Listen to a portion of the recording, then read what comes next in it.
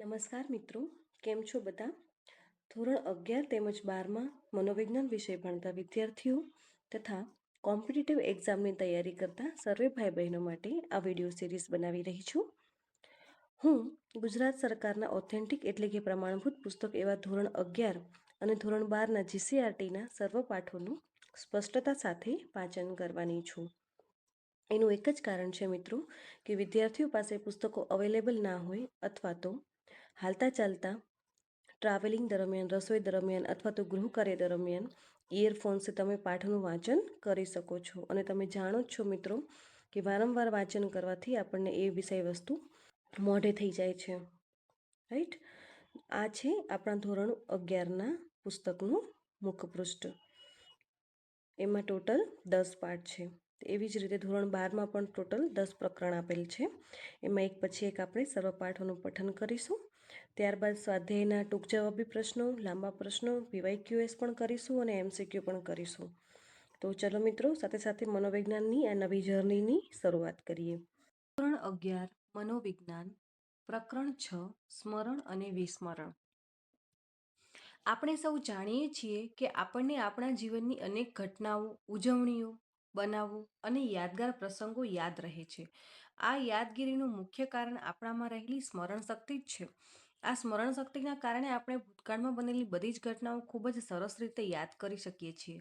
કોઈ પણ વિષયને શીખ્યા બાદ કે કોઈ પણ ઘટનાઓનો અનુભવ કર્યા બાદ આપણા માનસપટ પર તેના ધારણની પ્રક્રિયાઓ શરૂ થઈ જાય છે. જીવનમાં આવશ્યકતા અનુસાર આપણે આ પ્રક્રિયાઓને ચેતન સ્તરમાં લાવીએ છીએ અને પુનઃચેતન સપાટી પર લાવીને વ્યક્ત કરીએ છીએ. આ બધી જ માનસિક પ્રક્રિયાઓ વડે માહિતીનું બોધન થાય છે. આમ કહી શકાય કે સ્મરણ એ એક પ્રકારની ઉપયોગી માનસિક પ્રક્રિયા છે.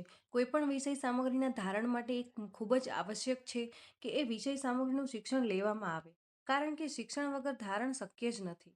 એટલે કે આપણે જે શીખ્યા જ ના હોઈએ તો તે યાદ કેવી રીતે આવે? આપણને જ આજ સુધી આપણા જીવનમાં સુખ દુઃખ, આશા નિરાશા, જ્ઞાન અજ્ઞાન, જય અને પરાજય વગેરેની સ્મૃતિ જીવનને સાતત્ય પૂરી પાડે છે. આમ સ્મરણના લીધે જ આપણે સરળ અને સાહજિક રીતે જીવનના તમામ વ્યવહારો કરીએ છીએ. આપણે જે કંઈ શીખીએ કે જાણીએ છીએ તેનું સ્ટોર હાઉસ જો હોય તો એને સ્મૃતિ કે સ્મરણ જ છે. સ્મરણની વ્યાખ્યા. સ્મરણ એટલે ભૂતકાળના અનુભવો અર્થમય બને એ રીતે વર્તમાન પરિસ્થિતિમાં પુનઃજાગૃત કરવાની પ્રક્રિયા. બનહાર્ટ અને વિલિયમ જેમ્સ દ્વારા આપેલી વ્યાખ્યા છે. બીજી વ્યાખ્યા જોઈશું. સ્મરણ કરવાનો અર્થ છે કે વર્તમાન સમયમાં એવી પ્રતિક્રિયાઓ દર્શાવવી કે રજૂ કરવી જેને આપણે અગાઉ ક્યારેક શીખ્યા હતા. હિલગાર્ડ અને એટકિન્સને આ વ્યાખ્યા આપી છે. ત્રીજી વ્યાખ્યા છે, સ્મૃતિ એવી માનસિક પ્રક્રિયા છે કે જેના દ્વારા વ્યક્તિ પોતાની શીખેલી માહિતીઓને પોતાના જીવનકાળમાં ધારણ કરીને રાખે છે. લેકમેન અને બટરફિલ્ડ એને આ વ્યાખ્યા આપેલી છે. ઉપરની વ્યાખ્યાઓનું વિશ્લેષણ કરતા કહી શકાય કે સ્મૃતિ એક મનોવ્યાપાર છે જેનો અર્થ પૂર્વ અનુભવોને મસ્તિષ્કમાં એકઠા કરી રાખવાની ક્ષમતા છે. બોધાત્મક મનોવૈજ્ઞાનિકો જેવા કે લેકમેન અને બટરફિલ્ડ 1979 સ્મૃતિને વ્યાખ્યાયિત કરતા કહ્યું કે વિશેષ સમય અવધિ માટે માહિતીઓને ધારણ કરીને રાખવી એ જ સ્મૃતિ છે. સમય અવધિ 1 સેકન્ડથી ઓછી અથવા સંપૂર્ણ જીવનકાળ સુધીની પણ હોઈ શકે છે. મનોવૈજ્ઞાનિકોએ સ્મૃતિના બે પાસા દર્શાવ્યા છે, વિધાયક પાસું અને નિષેધક પાસું. સ્મૃતિના વિધાયક પાસાનો સંબંધ અર્થપૂર્ણ અનુભવોને યાદ કરવાની ક્ષમતા સાથે હોય છે, તથા નિષેધક પાસાનો સંબંધ અનુભવોને યાદ કરવાની અર્થક્ષમતા પર અસમર્થતા સાથે હોય છે. આથી નિષેધક પાસું એટલે કે વિસ્મરણ છે. સ્મૃતિના તબક્કા. મનોવૈજ્ઞાનિકો એમ કહે છે કે સંકેતાંકન, સંગ્રહ અને પુનઃપ્રાપ્તિના નામે ઓળખાતી સ્મરણ ક્રિયાની 3 પ્રક્રિયાઓ જો સફળતાપૂર્વક કરીએ તો જ આપણે આવી બાબતોને યથોચિત રૂપે યાદ રાખી શકીએ છીએ. એ યાદ રાખીએ કે સ્મરણના મનોવ્યાપારમાં જોવા મળતી સંકેતાંકન, સંગ્રહ અને પુનઃપ્રાપ્તિની પ્રક્રિયાઓ એકબીજાથી સ્પષ્ટ રીતે જુદી પડતી અને સમયની દ્રષ્ટિએ ઉદ્ભવતી પ્રક્રિયાઓ છે. આ ત્રણેય પ્રક્રિયાઓ વિશે વિચાર કરીએ. પહેલું છે સંકેતાંકન. સંકેતાંકન એ સ્મરણ પ્રક્રિયામાં પ્રથમ તબક્કો છે. સંકેતાંકન એવી પ્રક્રિયા છે કે જેમાં ચોક્કસ બાબત કે સામગ્રી અંગેની સંવેદન છાપો સ્મૃતિમાં અંકિત થાય છે. કે જેનો સંગ્રહ થઈ શકે. કેટલીક વખતે આપણે કોઈ પણ જાતના સભાન પ્રયત્ન વિના અમુક માહિતીનો સંકેતો દ્વારા આપણા મગજમાં અંકાઈ જાય છે. પરંતુ જો આપણે કોઈ ચોક્કસ માહિતીને સભાનપણે યાદ રાખવા માંગતા હોઈએ તો તેવા નામ કે ઘટનાને સાહચર્ય વડે વધુ સક્ષમ બનાવી શકાય છે. દાખલા તરીકે કોઈનો જન્મદિવસ 2 ઓક્ટોબરે હોય તો તેને આપણે મહાત્મા ગાંધીજીના નામ સાથે કે લાલ બહાદુર શાસ્ત્રીના નામ સાથે સાંકળીને યાદ રાખી શકીએ છીએ. આમ સંકેતાંકન જેટલું કાળજીપૂર્વક કે સભાનતાપૂર્વક થાય તેટલું જ યાદ રાખવાનું સરળ થઈ પડે છે. બીજો તબક્કો છે સંગ્રહ. સ્મૃતિની બીજી અવસ્થા કે તબક્કો એ સંગ્રહનો તબક્કો છે. સંગ્રહની પ્રક્રિયામાં સંકેત રૂપે અંકિત થયેલી માહિતીની જાળવણી કે સંચય થાય છે. સંકેતાંકન થયેલી માહિતીના સંગ્રહ માટે મગજમાં કોઈક સ્વરૂપનો ફેરફાર થવો જરૂરી છે. આવો જે ફેરફાર થાય છે તેને ઘનીકરણ એટલે કે કોન્સોલિડેશન તરીકે ઓળખવામાં આવે છે. સાધારણ રીતે ઘનીકરણની પ્રક્રિયા સ્વયં સંચાલિત રીતે થાય છે. ત્રીજું છે પુનઃપ્રાપ્તિ. સ્મરણની પ્રક્રિયાનો આ છેલ્લો તબક્કો છે. સ્મૃતિ રૂપે સંગ્રહિત થયેલી માહિતીને પુનઃચેતન સપાટી પર લાવવામાં આવે ત્યારે આ પ્રક્રિયા થાય છે.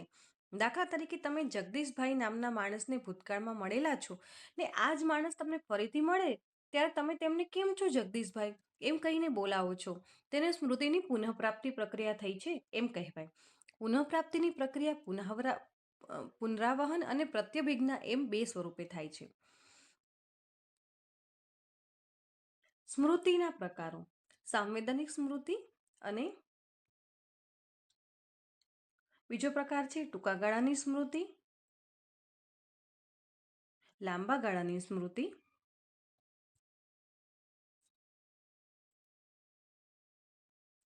આ 3 આપણે સ્મૃતિના પ્રકારો છે. તો પ્રથમ પ્રકાર આપણે જોઈશું સાંવેદનિક સ્મૃતિ.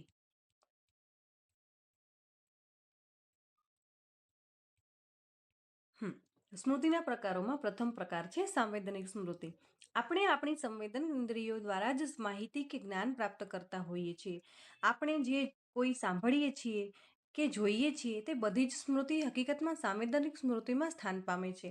પરંતુ તેનો સમય અત્યંત ટૂંકો હોય છે. દ્રશ્ય પ્રતિમાઓ તો સેકન્ડના અમુક ભાગ માટે જ સાંવેદનિક સ્મૃતિમાં ટકે છે, જ્યારે ધ્વનિ પ્રતિમાઓ તો આશરે 2 સેકન્ડના સાંવેદનિક સ્મૃતિમાં ટકે છે. એ માટે ચલચિત્ર એટલે કે ફિલ્મનું દ્રષ્ટાંત લઈએ. ફિલ્મ એ વાસ્તવમાં સ્થિર ચિત્રોની એક શ્રેણી છે જેને અમુક ચોક્કસ ગતિમાં આપણા સમક્ષ રજૂ કરતા તે ફિલ્મ આપણને ગતિમાન સ્વરૂપમાં જ છે એવો ભ્રમ થાય છે. આપણી દ્રશ્ય સાંવેદનિક સ્મૃતિમાં ફિલ્મની એક ફ્રેમ બીજી ફ્રેમ ના આવે ત્યાં સુધી જ ટકે છે. આ કારણે દ્રશ્યો આપણને અલગ અલગ અને સ્થિર લાગવાને બદલે ગતિમાન લાગે છે. આ પ્રકારની સ્મૃતિમાં ઉદ્દીપક તરફથી મળતી માહિતીને મૌલિક રૂપમાં જ અર્થાત તેમાં કોઈ પણ ફેરફાર કર્યા વગર જ તેનો સંગ્રહ કરવામાં આવે છે. સાંવેદનિક સ્મૃતિના કારણે જ વ્યક્તિની સામેથી ઉદ્દીપક દૂર થઈ ગયા બાદ પણ તેનું ચિહ્ન થોડા સમય માટે બનેલું રહે છે. એટલા માટે તેને સાંવેદનિક સંગ્રહ એટલે કે સેન્સરી સ્ટોરેજ કે સાંવેદનિક રજિસ્ટર એટલે કે સેન્સરી રજિસ્ટર પણ કહેવામાં આવે છે. તે 2 પ્રકારનું હોય છે: દ્રશ્ય પ્રતિમા સંબંધી સ્મૃતિ એટલે કે આઇકોનિક મેમરી અને ધ્વનિ સ્મૃતિ એટલે કે ઇકોઇક મેમરી. દ્રશ્ય પ્રતિમા સંબંધી સ્મૃતિમાં વ્યક્તિ જોયેલી વસ્તુ કે વ્યક્તિના વિશે 1 સેકન્ડ સુધી દ્રષ્ટિ ચિહ્ન રાખી શકે છે. દાખલા તરીકે કોઈ વાહનનો નંબર.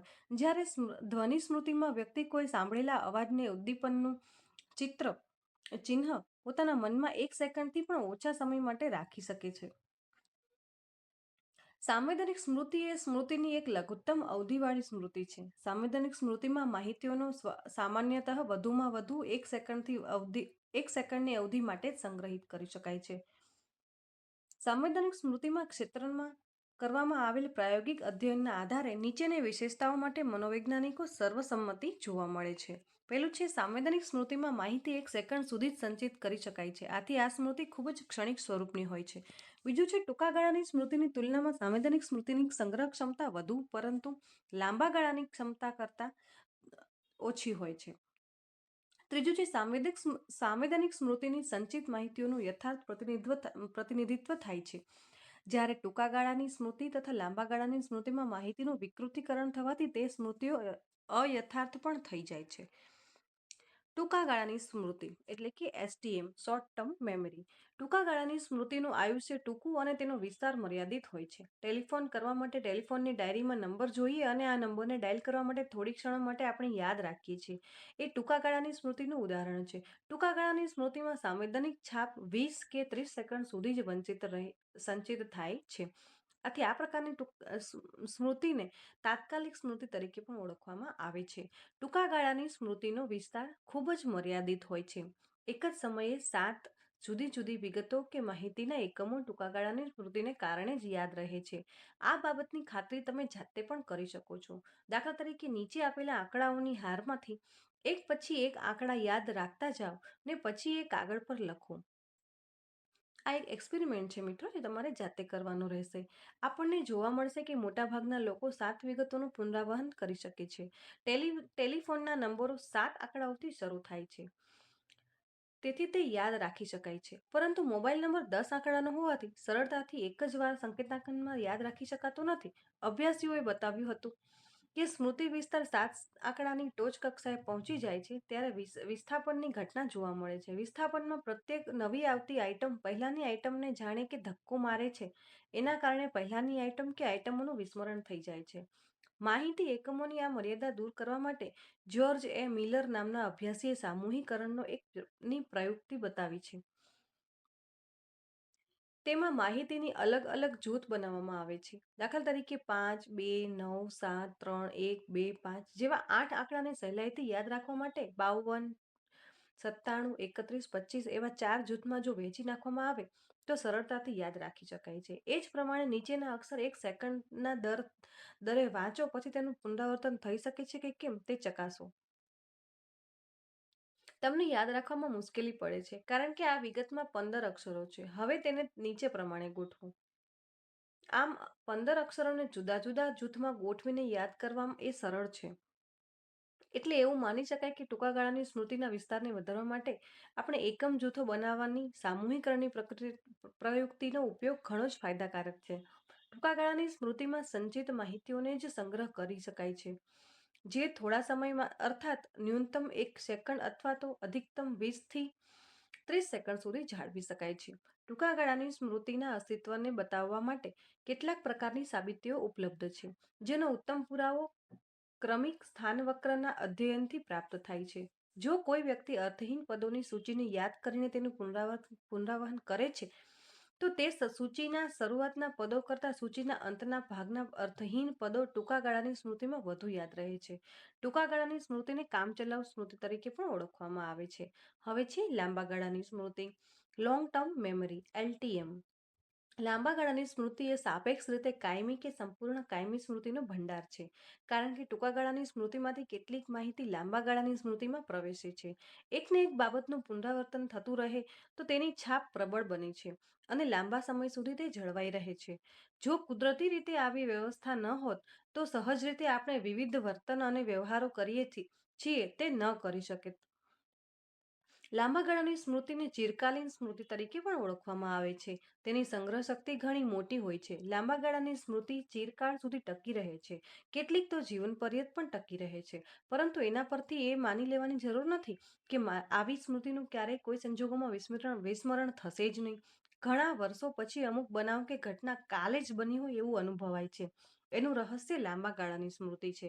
જીવન દરમિયાન આપણે જે કંઈ જ્ઞાન મેળવ્યું હોય, જે કંઈ કુશળતાઓ મેળવી હોય અથવા તો કેળવી હોય, પદ અને હોદ્દાઓ પ્રાપ્ત કર્યા હોય, સન્માનો મેળવ્યા હોય, તે બહુ જ લાંબા ગાળાની સ્મૃતિમાં સંગ્રહિત થાય છે.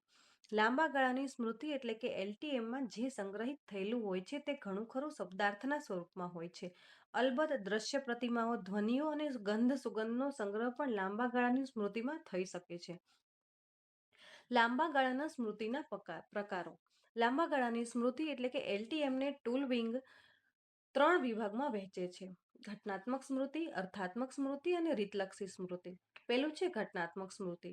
અર્થાત્મક હકીકતો પૂર્વાપર સંદર્ભ સાથે સમાવિષ્ટ થાય છે. તેને ઘટનાત્મક સ્મૃતિ કહે છે. ઘટનાત્મક સ્મૃતિ એ પ્રગટ સ્મૃતિનો એક પેટા વિભાગ છે. જે ઘટનાઓનો આપણે પ્રગટ રીતે અનુભવ કર્યો હોય તે ઘટનાઓ આ પ્રકારની સ્મૃતિમાં સંગ્રહિત થયેલી હોય છે. આ પ્રકારની સ્મૃતિ એક સંપૂર્ણ રોજનીશી છે કે જેમાં આપણા જીવનની વિવિધ યાદો, બનાવો, ઘટનાઓ અને જીવનના સુખદ અને દુઃખદ અનુભવોની નોંધ થયેલ હોય છે. જીવનમાં આપણને જે લોકોને મળ્યા છીએ, આપણે જે સ્થળો જોયા છે, આપણે વ્યક્તિગત જે અંગત અનુભવો થયા હોય તેની નોંધ તેમાં રહેલી હોય છે. ભૂતકાળમાં આપણે માઉન્ટ આબુ કે કુલ્લુ મનાલી ફરવા ગયા હોઈએ, કોઈ સગા સંબંધીના લગ્નમાં મુંબઈ, દિલ્હી કે કોલકાતા ગયા હોઈએ તો તે લાંબા ગાળાની સ્મૃતિને જ કારણે યાદ રહે છે. આપણે કોઈ અંગત સ્નેહીજનનું મૃત્યુ નાની ઉંમરમાં થયું હોય કે કોઈ અકસ્માતમાંથી આપણે પ્રત્યક્ષ રીતે બચી ગયેલા હોઈએ તો પણ આપણને તે જીવનભર યાદ રહી જાય છે. પ્રાથમિક શાળામાં કયા શિક્ષક આપણને વધુ રમાડતા હતા કે કયા શિક્ષક આપણને વધુ લેસન આપતા હતા, આ બધી જ આજ સુધી આપણને યાદ રહેવાનું કારણ ઘટનાત્મક સ્મૃતિ છે. બીજું છે અર્થાત્મક સ્મૃતિ. અર્થાત્મક સ્મૃતિ એટલે એવી સ્મૃતિ કે જેમાં રોજબરોજની વસ્તુઓ, તથ્યો, સામગ્રીઓ અને ભાષાઓ વિશેનું એક સંગઠિત જ્ઞાન સંચિત હોય છે. તેને સામાન્ય જ્ઞાનની સંગઠિત સ્મૃતિ પણ કહે છે.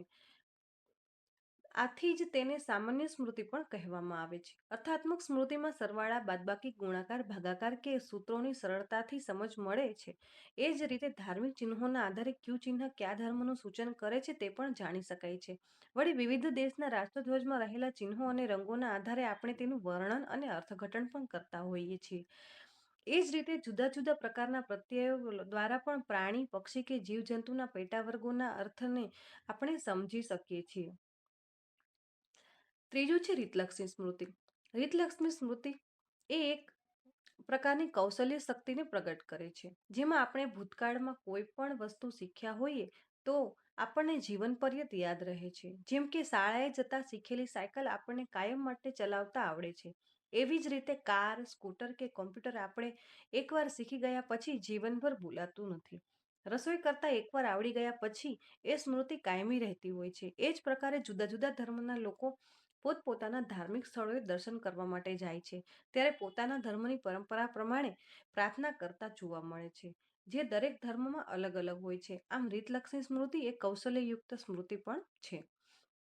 લાંબા ગાળાની અને ટૂંકા ગાળાની સ્મૃતિ વચ્ચેનો તફાવત. ટૂંકા ગાળાની સ્મૃતિ એટલે કે એસટીએમ અને લાંબા ગાળાની સ્મૃતિ એટલે કે એલટીએમના તુલનાત્મક અભ્યાસો કેટલાક વૈજ્ઞાનિકોએ કર્યા છે.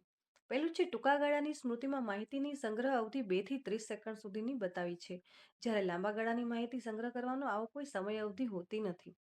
બીજું છે ટૂંકા ગાળાની સંગ્રહ શક્તિ સીમિત હોય છે. મિલરના મત અનુસાર ટૂંકા ગાળાની સંગ્રહ શક્તિ 7 ± 2 એટલે 7 ± 2 હોય છે.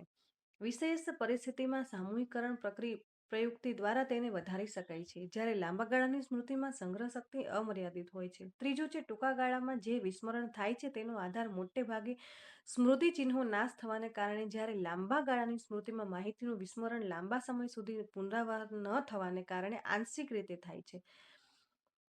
જેમ કે કોઈ શહેરમાં વર્ષો પછી જવાનું થાય તો રસ્તાઓ શોધવામાં મુશ્કેલી પડે છે. ચોથું છે ટૂંકા ગાળામાં માહિતીનું પુનરાવહન ઘણી જ આસાનીથી અને આપમેળે જ થાય છે. તેથી વ્યક્તિ ટૂંકા ગાળાની સ્મૃતિમાં ખૂબ જ આસાનીથી માહિતી યાદ કરી શકે છે, જ્યારે લાંબા ગાળાની સ્મૃતિમાં માહિતીનું પુનરાવહન ઘણું કઠિન હોય છે. કદાચ આ જ કારણે લાંબા ગાળાની સ્મૃતિને વ્યક્તિ કોઈ વિશેષ પરિસ્થિતિમાં ઈચ્છે તો પણ યાદ કરી શકતી નથી, પરંતુ બાદમાં તે પોતાની જ મેળે કોઈ ખાસ પ્રયત્ન વિના પુનરાવહન કરી લેતી હોય છે. આ ઘટનાને મનોવૈજ્ઞાનિકો જીભના ટેરવે સ્મૃતિની ઘટના એટલે કે ટીપ ઓફ ધ ટંગ ફિનોમિનન કહે છે. પાંચમું છે ચેતાતંત્રના શારીરિક પુરાવો અનુસાર લાંબા ગાળાની સ્મૃતિ અને ટૂંકા ગાળાની સ્મૃતિ એવા બે પ્રકારના સ્મૃતિતંત્ર છે જે અલગ અલગ નિયમો અને સિદ્ધાંતો દ્વારા નિર્ધારિત થાય છે. વિસ્મરણ અને તેના નિર્ધારકો. વિસ્મરણ એ સ્મૃતિનું નિષેધક અંગ છે. ગોલ્ડાર્ડ વિસ્મરણને એક નિષેધક સ્મૃતિ તરીકે ઓળખાવે છે.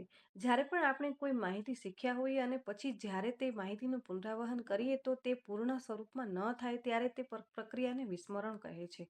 મોટાભાગના લોકો વિસ્મરણને એક શાપ ગણે છે, પરંતુ ખરા અર્થમાં જોઈએ તો વિસ્મરણ એ એક વરદાન પણ છે. આપણા જીવનમાં બનેલી દુઃખદ બાબતો આપણને રોજે રોજ યાદ જ રહેતી હોત તો આપણું જીવન કેટલું દુઃખદ હોત. વિસ્મરણની વ્યાખ્યાઓ. વિસ્મરણ એ એક નિષ્ક્રિય માનસિક પ્રક્રિયા છે. એબિંગહોસ બીજી વ્યાખ્યા છે, વિસ્મરણ એ નિષ્ક્રિય માનસિક પ્રક્રિયા નથી પરંતુ સક્રિય માનસિક પ્રક્રિયા છે. મિલ્ટન, મુલર અને કિટ્સ ડેલન બેક. વિસ્મરણના નિર્ધારકો. વિસ્મરણનો દર ખૂબ જ ઝડપી હોય છે. 20 મિનિટમાં કેવળ 58% યાદ રહે છે. એક જ કલાકમાં માત્ર 44 કલાક યાદ રહે છે. એક દિવસ બાદ 34% યાદ રહે છે. 6 દિવસ બાદ 25% અને 31મા દિવસે માત્ર 21% જ યાદ રહે છે. આમ આપણે જે કંઈ માહિતી શીખ્યા હોય તે સંપૂર્ણ રીતે ભૂલી જતા નથી. વિસ્મરણ માટે અનેક કારણો જવાબદાર હોય છે. તેમાં સંકેતાંકનની નિષ્ફળતા, દ્રઢીકરણની નિષ્ફળતા, ક્ષય, અવરોધ, પ્રેરિત વિસ્મરણ અને પુનઃપ્રાપ્તિની નિષ્ફળતા એ પણ મુખ્ય છે. પેલું છે સંકેતાંકનની નિષ્ફળતા. રોજબરોજના જીવનમાં આપણે અસંખ્ય બાબતોના સંપર્કમાં આવીએ છીએ, પરંતુ આશ્ચર્યની બાબત એ છે કે એમાંથી આપણે થોડી ઘણી બાબતોનું જ સંકેતાંકન થતું હોય છે. હજારો વખત જોયેલી વસ્તુ પણ સહેલાઈથી યાદ કરી શકાતી નથી. આ માટે આપણે માનસપટ પર જરૂરી સંકેતાંકનની પૂરતી નિષ્ફળતા જવાબદાર છે એવું માનવું જ રહ્યું. અમેરિકન મનોવૈજ્ઞાનિક નિક્સન અને એડમ્સે 1979માં આ અંગેનો એક સુંદર પ્રયોગ કર્યો હતો. તેમણે મોટી સંખ્યામાં પ્રયોગપાત્રોને પેની એટલે કે અમેરિકાનું એક નાણું દોરવાનું કહેવામાં આવ્યું. પેની તો હજારો વખત જોઈ હતી, છતાં બહુ જ ઓછા લોકો પેનીનું ચિત્ર દોરી શક્યા હતા. આમ પેનીનું સંકેતાંકન પૂરતા પ્રમાણમાં થયેલું ન હોવાથી પેનીનું સાચું ચિત્ર દોરી શકાયું ન હતું. આમ એનું મુખ્ય કારણ સંકેતાંકનની નિષ્ફળતા જ હતું. એ જ પ્રમાણે આપણામાંથી બહુ ઓછા લોકોને ખબર હશે કે આપણી ચલણી નોટમાં કેટલી ભાષાના ચલણનું નામ લખેલું હોય છે. ભલે હજારો વખત આપણા હાથમાં નોટ કે નોટોના બંડલ આવ્યા હોય. બીજું છે સંગ્રહની નિષ્ફળતા. શીખેલી માહિતીનું સંગ્રહીકરણ એટલે કે દ્રઢીકરણ થવું એ એક એવી પ્રક્રિયા છે કે જેના દ્વારા કાયમી સ્મૃતિની રચના થાય છે. જ્યારે આ પ્રક્રિયામાં કોઈ વિક્ષેપ પડે છે ત્યારે મોટા ભાગે કાયમી સ્મૃતિની રચના થતી નથી. આપણે જાણીએ છીએ કે કોઈ પણ નવી બાબત કે માહિતી શીખવામાં જો સંવેદનની અસરકારકતા ના હોય તો તે માહિતી પૂરતા પ્રમાણમાં આપણા માનસપટમાં સંગ્રહિત થતી નથી, જેના કારણે આપણને જ્યારે માહિતીની જરૂર હોય ત્યારે પૂર્ણ સ્વરૂપમાં કે યથોચિત સ્વરૂપમાં યાદ આવતી નથી. એનું કારણ પણ સંગ્રહની નિષ્ફળતા જ છે. અકસ્માત થયો હોય કે કોઈ ગંભીર પ્રકારની ઈજા થઈ હોય કે કોઈ તીવ્ર ડિપ્રેશન માટે વિદ્યુત આંચકા ઉપચારની સારવાર લેવામાં આવી હોય તો તેવા કિસ્સામાં વ્યક્તિ પોતાની સભાનતા ગુમાવતી હોય છે અને તેને લીધે તેના મસ્તિષ્કમાં પૂરતા પ્રમાણમાં માહિતીનો સંગ્રહ કે દ્રઢીકરણ થતો નથી. આ માહિતીના સંગ્રહની નિષ્ફળતાના કારણે ઘણીવાર સ્મૃતિના પૂરતા કે કાયમી પ્રમાણમાં રહેતી નથી. ત્રીજું છે પુનઃપ્રાપ્તિની નિષ્ફળતા. એક વસ્તુ આપણે જે જગ્યાએ મૂકતા હોઈએ છીએ તે જ વસ્તુ બીજી જગ્યાએ મુકાઈ જાય તો તે વસ્તુ આપણને જડતી નથી. તેવું જ સ્મૃતિની બાબતમાં પણ બને છે. દાખલા તરીકે મિત્રો સાથે કોઈ પિકનિક પોઈન્ટ ઉપર ફરવા ગયા હોઈએ અને ત્યાં એક સંબંધી કે મિત્ર મળે તો આપણા મિત્રોને તેનો પરિચય કરાવીએ પણ તે સંબંધીનું નામ જ યાદ ના આવે. એવું બને કે જાણે હૈયે હોય પણ હોઠે ના હોય. એવી જ રીતે આપણે કોઈ પરીક્ષા આપવા બેઠા હોઈએ અને કોઈ પ્રશ્નનો જવાબ યાદ જ ના આવે તો એવું બને છે. આવા કિસ્સામાં જે માહિતી કે સામગ્રી જાણતા હોઈએ તેની જરૂર પડે ત્યારે આપણે તેની પુનઃપ્રાપ્તિ કરી શકતા નથી. આ પ્રકારના વિસ્મરણને મનોવૈજ્ઞાનિકો પુનઃપ્રાપ્તિની નિષ્ફળતા તરીકે ઓળખાવે છે. એન્ડેલ ટુલ્વિંગ એટલે કે 1974માં અભ્યાસીએ એવો દાવો કર્યો હતો કે આપણે જેને વિસ્મરણ કહીએ છીએ તે તો મોટે ભાગે આપણે જેનું પુનરાવહન કરવું છે તે માહિતી ક્યાં છે તે શોધવાની અશક્તિ જ છે. જો કે આ માહિતી લાંબા ગાળાની સ્મૃતિમાં જ પડેલી હોય છે પરંતુ તેની આપણે પુનઃપ્રાપ્તિ થતી નથી. ટુલવિંગે તેના પ્રયોગોમાં જણાવ્યું છે કે વિગતો પ્રયોગપાત્રો ભૂલી ગયા છે તે વિગતોને સંકેતો પૂરા પાડવામાં આવે તો તેનાથી ઘણી બધી બાબતોને યાદ કરી શકાય છે. દાખલા તરીકે અમુક પ્રકારની ગંધ અને ભૂતકાળના અનુભવોને યાદ કરવામાં કે માહિતીને યાદ કરવામાં આપણને ઉપયોગી બનતી હોય છે. ટૂંકમાં પૂર્વેની કોઈ ઘટના સાથે પૂર્વે સંબંધ જોડાયેલો હોય તો તે ઘટના આપણને પુનઃ પ્રાપ્ત થાય છે. સ્મૃતિ અવરોધ. સ્મૃતિ અવરોધને વિસ્મરણનું સૌથી મોટું કારણ ગણવામાં આવે છે.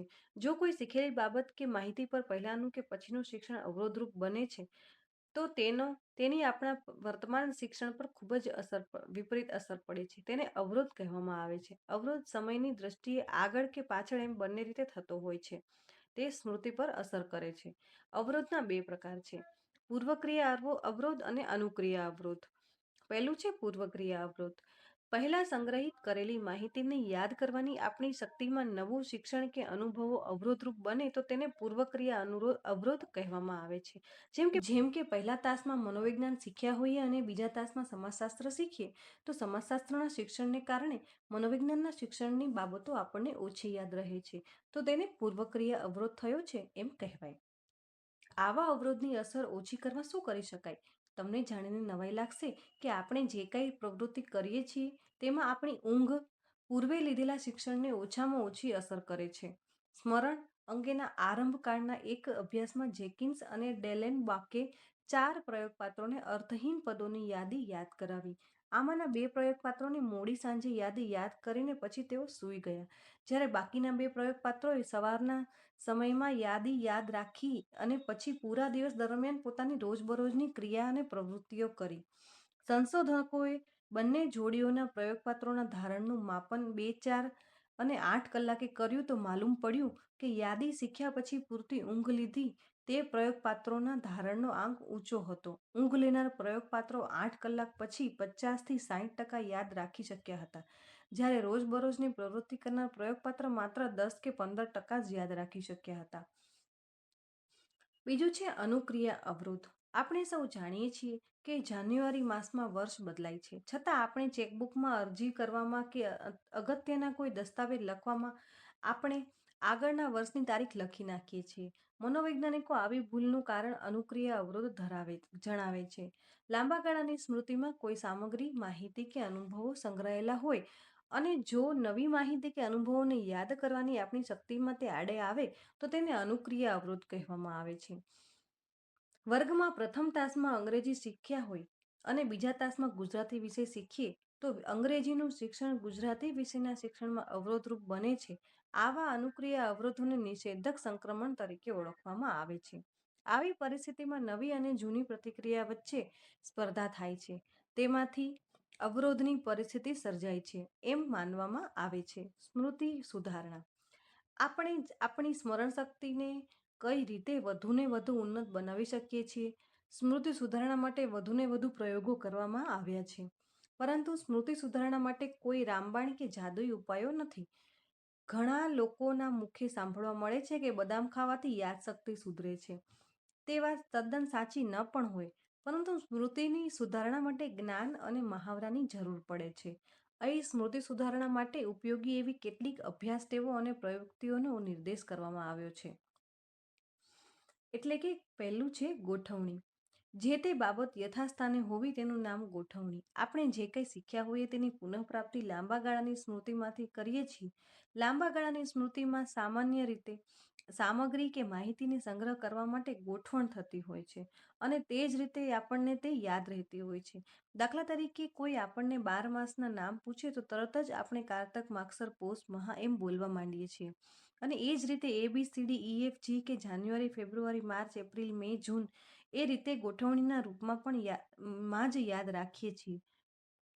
જે કાંઈ માહિતી આપણને શીખવી છે તેની ચોક્કસ રીતે વ્યવસ્થા કે ગોઠવણી કરીએ તો આપણી સ્મરણ પ્રક્રિયાને તે ખૂબ જ મજબૂત ટેકો આપે છે. દાખલા તરીકે નીચે લખેલી વિગતોને વાંચો અને તેમાંથી જેટલી યાદ રહે એટલી કાગળ પર લખો.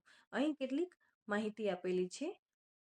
તમે જોશો કે તમે ઉપરની માહિતીને યાદ રાખવામાં મુશ્કેલી પડશે, પરંતુ હવે તમે તેને પીણાં, ફળ, શાકભાજી, મીઠાઈ, સૌંદર્ય પ્રસાધનો આ રીતે સમાન વિગતોના વર્ગો પાડીને વાંચશો તો વધુ યાદ રહેશે. બીજું છે અતિશિક્ષણ. કોઈ પાઠ કે વિષયને સંપૂર્ણ રીતે શીખી લીધા બાદ જો તેનો મહાવરો ચાલુ રહે તો તેને અતિશિક્ષણ કહે છે. કોઈ પણ બાબતને વારંવાર યાદ કરીએ તો તે અતિશિક્ષણ કહેવાય. અભ્યાસોથી એવું પુરવાર થયું છે કે જ્યારે કોઈ વ્યક્તિ કોઈ વિષયનું અતિશિક્ષણ કરે છે તો તેનાથી પાઠનું સાહચર્ય ઘણું જ મજબૂત બની જાય છે અને શીખેલી બાબતોનું લાંબા સમય સુધી સ્મરણ થાય છે. આપણે જ્યારે પ્રાથમિક શાળામાં હતા તે જે ગીતો, કાવ્યો, પ્રાર્થનાઓ, આંક કે પલાખા શીખ્યા તે મોટી ઉંમરે પણ બહુ સહેલાઈથી યાદ રહી જાય છે. આનું એક જ કારણ છે અને તે એ છે કે સામગ્રીનું અતિશિક્ષણ થયેલું છે. આ વિષયના અભ્યાસીઓ એમ કહે છે કે જો આપણે કોઈ પણ સામગ્રીનું અતિ અધ્યયન કરીએ તો તે સામગ્રીને વધારે સારી રીતે અને દીર્ઘકાળ સુધી યાદ રાખી શકીએ છીએ. કોઈ પણ માહિતીને યાદ રાખવા માટે લઘુત્તમ મહાવરા કરતાં જેટલો મહાવરો વધુ તેટલું તે શિક્ષણ આપણને વધારે યાદ રહે છે. ત્રીજું છે અંતરીકૃત વિરુદ્ધ સળંગ પદ્ધતિ. આપણે જોયું છે કે પરીક્ષામાં સારું પરિણામ લાવવા માટે મોટા ભાગના વિદ્યાર્થીઓ ગોખણ પટ્ટી કરતા હોય છે, પરંતુ સ્મરણ વિશેના અભ્યાસોમાં જોવા મળ્યું છે કે કોઈ પણ અભ્યાસ સામગ્રીને એક બેઠકે જ કલાકો સુધી જરા પણ વિશ્રાંતિ કે વિરામ લીધા વિના તૈયાર કરીએ તેના કરતાં અભ્યાસ સામગ્રીને અલગ અલગ બેઠકોમાં વહેંચી નાખીએ એટલે કે અંતરીકૃત કરીએ તો તેનું વધુ સારું પરિણામ સ્મરણ રૂપે પ્રાપ્ત થાય છે. અંતરીકૃત પદ્ધતિ કારક કૌશલ્યો શીખવામાં તેમજ તથ્યો અને માહિતીના શિક્ષણ બંનેમાં ઉપયોગી છે. સંગીતનું શિક્ષણ લેનાર વિદ્યાર્થી જાણે છે કે અઠવાડિયામાં એક દિવસ સળંગ રિયાઝ કરવા કરતા દરરોજ એક કલાક અઠવાડિયા સુધી રિયાઝ કરવાથી વધુ ફાયદો થાય છે. નિયમિત રિયાઝ કરનારાઓ માટે સંગીતકારો કહે છે, જો રિયાઝ કરેગા વહી રાજ કરેગા. ચોથું છે મનન વિરુદ્ધ પુનઃવાચન. મનન વિરુદ્ધ પુનઃવાચનમાં મનન વધુ લાભદાયી બને છે. ઘણા વિદ્યાર્થીઓ પરીક્ષાની તૈયારી કરતા હોય છે ત્યારે સતત પાઠ્યપુસ્તકો કે નોટ વાંચ્યા કરે છે, પરંતુ આ બાબતમાં સંશોધકોમાંથી એવું જાણવા મળ્યું છે કે જો તમે તમારા અભ્યાસક્રમમાં થોડો સમય મનનને આપશો તો પુનરાવહન સારું કરી શકશો.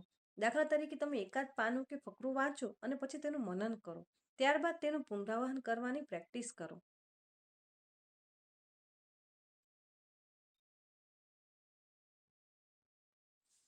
તો તેનાથી ફાયદો થશે. આમ કર્યા પછી ફરી વાંચો, પાછા વાંચવાનું બંધ કરી મનન કરો. આમને આમ ગાડી આગળ જવા દો. AI ગેટ્સ 1917 નામના મનોવૈજ્ઞાનિકે અભ્યાસ પાછળ સરખો સમય ફાળવનારા જુદા જુદા જૂથોનો અભ્યાસ કર્યો. આ જૂથોમાં કેટલાક જૂથોએ મનનને વધુ સમય ફાળવ્યો હતો, તો કેટલાક જૂથોએ પુનઃવાચનને વધુ સમય ફાળવ્યો હતો. આ અભ્યાસને અંતે જોવા મળ્યું હતું કે જેઓએ પોતાના અભ્યાસમાં પુનઃવાચનની ટકાવારી 20% જેટલી રાખી ને મનનની ટકાવારી 80% જેટલી વધારી, તેઓને 2 થી 3 ગણું વધુ પુનરાવહન કરી શક્યા હતા. પાંચમું છે પ્રથમ અક્ષર પ્રયુક્તિ. આપણે ઘણી વખત માહિતીને કોઈ પ્રશ્નોના જવાબોને યાદ રાખવા હોય તો કોઈ શબ્દ અથવા શબ્દ સમૂહ બનાવીએ છીએ, તો તે આપણને સહેલાઈથી યાદ રહી જાય છે. જેમ કે મેઘધનુષના 7 રંગો યોગ્ય ક્રમમાં યાદ રાખવા માટે જાની વાલી પિનારા શબ્દથી યાદ રહી જાય છે. પછી છે PQRS પદ્ધતિ. આ પદ્ધતિની શોધ થોમસ અને રોબિન્સને 1982માં કરી હતી. આ પદ્ધતિનો મૂળ ઉદ્દેશ્ય પાઠ્યપુસ્તકની સામગ્રીની સ્મરણ ક્ષમતા વધારવાનો છે. આ પદ્ધતિનું નામકરણ નીચેના 5 પગથિયાના પ્રથમ અક્ષરોના આધારે થયેલું છે: preview, question, read, self recitation and test એટલે કે PQRST. પ્રિવ્યૂ એટલે કે પૂર્વદર્શન. આ અવસ્થામાં વ્યક્તિ પાઠની વિષય સૂચિનું અવલોકન કરે છે, ત્યારબાદ પાઠના મુખ્ય શીર્ષકો અને ચિત્રો કે આકૃતિને ધ્યાનથી જુએ છે અને અંતમાં અધ્યાપન સારાંશને વાંચીને કોઈ અધ્યાયમાં સામેલ મુખ્ય સામગ્રીઓ વિશે અનુમાન કરે છે. બીજું છે ક્વેશ્ચન એટલે કે પ્રશ્ન. આ અવસ્થામાં વ્યક્તિ વિભાગનું શીર્ષક તથા તેની અંદર રહેલા પેટા શીર્ષકોને વાંચીને તેને પ્રશ્નના સ્વરૂપમાં ફેરવે છે. દાખલા તરીકે શીર્ષકનું નામ શિક્ષણ અને પરિપક્વતા છે, તો આ વિદ્યાર્થી તેને પ્રશ્નના સ્વરૂપમાં ફેરવે છે: શિક્ષણ અને પરિપક્વતા એકબીજા સાથે કઈ રીતે સંબંધિત છે? એવી રીતે. ત્રીજું છે રીડ એટલે કે વાંચન. આ અવસ્થામાં વ્યક્તિ વિભાગની સામગ્રીઓને વાંચવાનું શરૂ કરી દે છે અને મુખ્ય શબ્દો અને વાક્યો રેખાંકિત કરે છે. સાથે જ આ પહેલાની અવસ્થામાં બનાવેલા પ્રશ્નોના ઉત્તર પણ શોધવાનો પ્રયત્ન કરે છે. ચોથું છે સેલ્ફ રેસિટેશન એટલે કે સ્વપઠન અથવા તો સ્વમનન. આ અવસ્થામાં વ્યક્તિ વિભાગોને વાંચવાનું પૂરું કરીને તેના મુખ્ય ખ્યાલો અને વિચારોનું મનન મનમાં કરે છે. આ પ્રકારના આત્મપઠનથી વ્યક્તિને પોતાના સ્મરણની ખામીઓ અને ખૂબીઓની ખબર પડે છે અને સાથે જ તે સ્મૃતિને સારી રીતે સંગઠિત પણ કરે છે. પાંચમું છે ટેસ્ટ એટલે કે કસોટી. આ અવસ્થામાં વ્યક્તિ અધ્યયન કે પાઠનું પૂરતું અધ્યયન કર્યા પછી તેનું કેટલા પ્રમાણમાં સ્મરણ થયું છે એટલે કે કેટલું યાદ રહ્યું છે તેની જાત તપાસ કરવા માટે એક કસોટી લે છે અથવા સમીક્ષા દ્વારા તેના મૂળ તથ્યોનું પુનરાવહન કરીને પોતાના જ્ઞાનની ચકાસણી કરે છે. તો આ હતો પાઠ સ્મરણ વિસ્મરણ ધોરણ 11. અહીંયા સમાપ્ત થાય છે.